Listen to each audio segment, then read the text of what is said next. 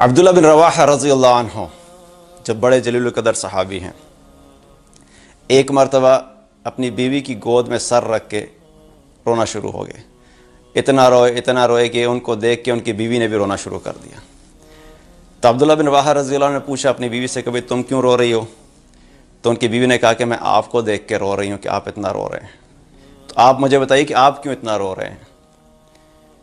تو انہوں نے کہا کہ بھئی قرآن کی ایک آیت ہے جس میں اللہ تعالیٰ نے فرمایا تم میں سے ہر ایک شخص، تم میں سے کوئی بھی ایسا نہیں ہے کہ جس کا گزر جہنم کے اوپر سے نہ ہو۔ تو مجھے یہ سوچ سوچ کے رونا آتا ہے کہ میرا کیا بنے گا، میں کہاں کھڑا ہوں گا، کہ جب وہ وقت آئے گا تو میرا کیا معاملہ ہوگا۔ تو یہ سوچ سوچ کے میں روتا ہوں۔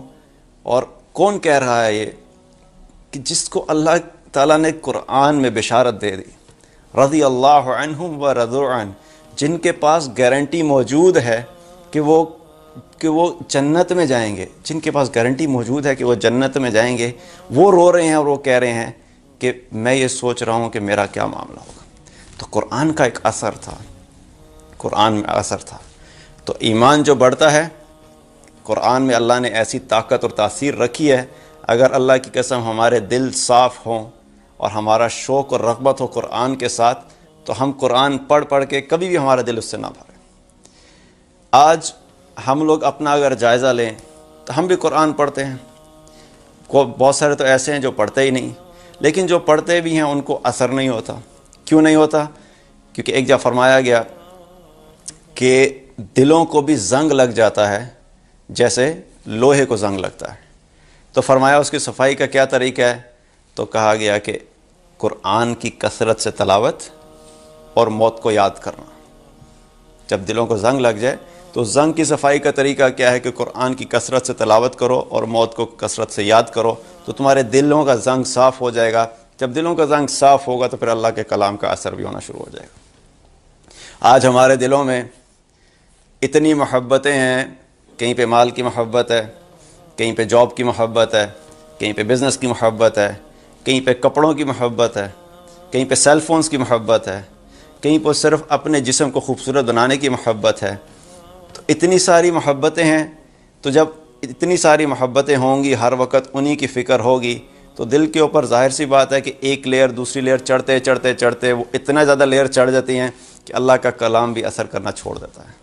اللہ کے کلام میں کمی نہیں ہے، ہمارے دلوں کی وجہ سے، چونکہ جو صفائی کا وقت تھا، آپ اگر دیکھیں، آپ نے اکثر دیکھا ہوگا کہ کچھ پرانے لوہے کی چیزیں پڑی ہوتی ہیں، اکثر گاڑیاں بھی آپ دیکھیں گے پرانے شو رومز میں، کہ وہ سالہ سال سے جو گاڑی پڑی ہوتی ہے اس کے اوپر جو زنگ لگتے اس کی جو حالت ہو چکی ہوتی ہے کہ انسان یہ بھی نہیں پہچان پاتا کہ اس کی اصل شکل کیا ہے، اتنا زنگ لگا ہوتا ہے۔ اب اگر اس کو صاف کرنے کا کوئی ارادہ کرے، جو 10-15 سال سے گاڑی کھڑی ہے زنگ آلود، اس کو اگر صاف کرنے کا آپ ارادہ کریں گے تو آپ کو کتنا وقت لگے گا اور کتنی کوشش کرنی پڑے گی؟ رگڑ کے پتہ نہیں کتنے دن آپ کرتے رہیں گے، تب بھی جا کے بڑی مشکل سے وہ اپنی اصل حالت میں آئے گی، کیونکہ کئی سالوں سے وہ زنگ چڑھا ہوا ہے۔ لیکن اگر کوئی ایسی چیز ہے جس پہ ابھی تھوڑا سا آپ نے محسوس کیا کہ ابھی تھوڑے ہی دن پہلے زنگ لگنا شروع ہوا ہے اور فوراً اس کو صاف کریں تو وہ فوراً صاف ہو جائے گی۔ تو جو دل کئی سال سے، جس دل نے اللہ کا کلام نہ سنا ہو، جس دل نے اللہ کا قرآن نہ پڑھا ہو، جس شخص نے اللہ کا قرآن کھول کے ہی نہ دیکھا ہو، تو اس کے دل کے زنگ کی وہ کیفیت ہے کہ وہ ایک دفعہ سے صاف نہیں ہوگا، پھر اس کے اوپر محنت بھی اتنی زیادہ ہی کرنی پڑے گی۔ اور چونکہ قرآن کے بارے میں آپ صلی اللہ علیہ وسلم نے کیا فرمایا؟ کثرت سے قرآن پڑھنے والے کون ہیں؟ وہ اللہ والے ہیں، وہ اللہ والے ہیں اور اللہ کے چنے ہوئے لوگ ہیں۔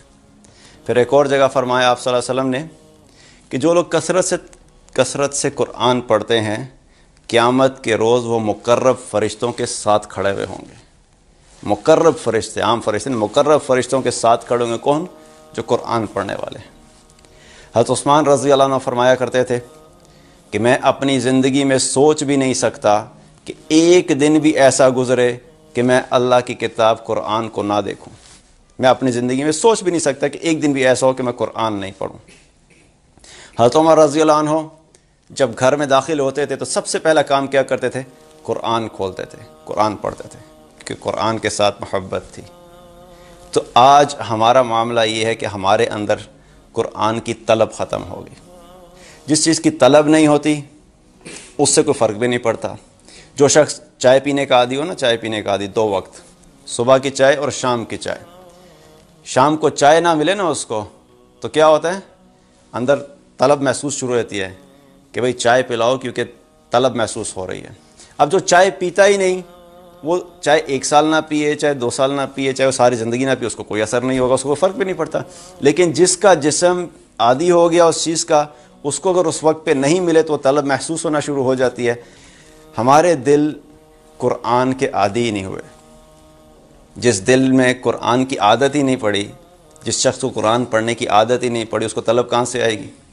جس دل کو قرآن کے سننے کی عادت پڑ گئی، وہ اگر اس کو نہیں ملے گا، قرآن سننے کو ایک دن نہیں ملے گا، اللہ کی قسم ایسی وحشت محسوس ہونا شروع ہوگی کہ پتہ نہیں آج کے دن کا میرا کتنا نقصان ہو گیا.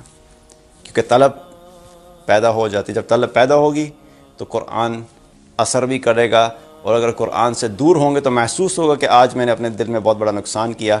تو قرآن کے ساتھ وقت گزارنا ہمارے لیے بڑا ضروری ہے.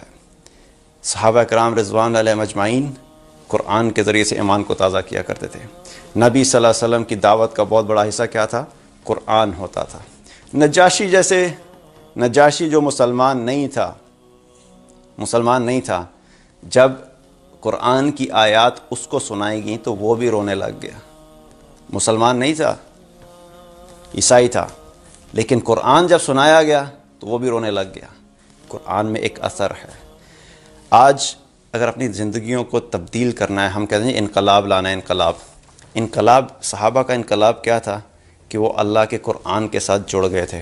اللہ کے نبی صلی اللہ علیہ وسلم کی زندگی کو انہوں نے اپنا زندگی کا مقصد بنایا تھا، اور انہوں نے جب اپنے آپ کو قرآن اور سنت کے مطابق ڈھالا تو وہ ان کے اپنے ذاتی زندگیوں میں بھی انقلاب آیا، اور اللہ نے ان کے ذریعے سے پوری دنیا کے اندر اسلام کو پھیلا دیا.